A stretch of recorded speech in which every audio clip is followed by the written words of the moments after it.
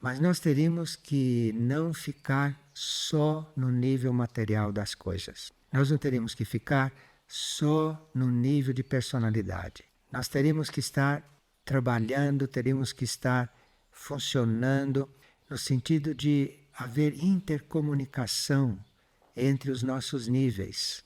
Porque todos nós estamos aqui bem conscientes, atentos aqui com o corpo mental, com o emocional, com o físico, mas e os outros níveis nossos? Os outros níveis nossos também estão alinhados. Nós temos que ter presente sempre esses outros níveis. Nunca esquecer que temos outros níveis, que estamos em vários níveis de consciência. E isso produz uma inter-relação entre esses níveis. E você fica muito mais livre, porque aconteceu uma coisa no seu nível emocional, o seu corpo emocional foi especialmente tocado. Se você está nos outros níveis todos, aquilo se dilui imediatamente. Aquilo não se transforma num problema, compreende? Digamos que você tenha sido tocado no seu orgulho, quer dizer, você foi tocado no seu corpo mental, porque o lugar do orgulho é no corpo mental, é na mente, não é ali que ele está. Então você foi tocado no seu orgulho. Então você recebeu um soco no seu corpo mental. Se você está nos outros, com todos os outros na consciência, aquilo se dilui rapidamente, aquilo passa logo, aquilo nem chega a formar um nó. Nós precisamos estar nessa flexibilidade, que é para podermos viver esta época, viver esta oportunidade com mais frequência e não continuarmos tão restritos a esses níveis materiais aos quais estamos habituados, por força também dos corpos, por força também da vibração dos nossos corpos.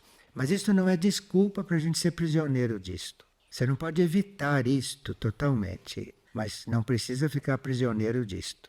O espírito tem como meta a evolução cósmica. Tudo aquilo que prende você à Terra, tudo aquilo que segura você nos níveis terrestres, isto é contra o espírito. Porque você tem que estar nos níveis terrestres ajudando esses níveis a se libertar desta situação terrestre. Porque tudo precisa de libertação. Não só os seres humanos, o planeta também. Todo esse material terrestre precisa se libertar dessa situação de ser material denso. Isso tudo tem que se tornar mais sutil.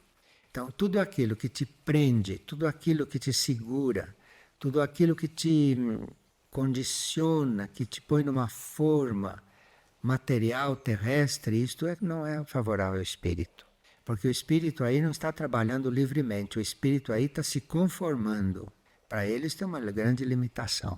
Então você pode viver tudo isso que a Terra proporciona, mas sem se apegar a coisa alguma, sem se atar a coisa alguma.